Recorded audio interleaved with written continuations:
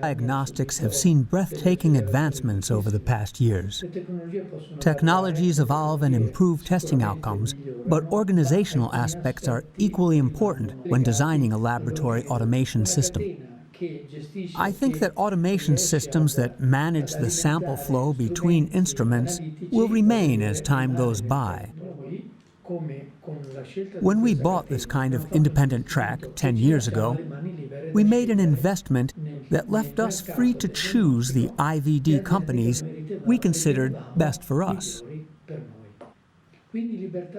So, freedom of choice was our key criterion in carrying out the project.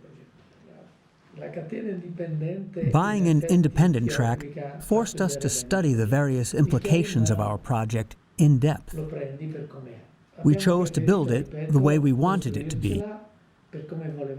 A turnkey system, on the other hand, you have to take as it is.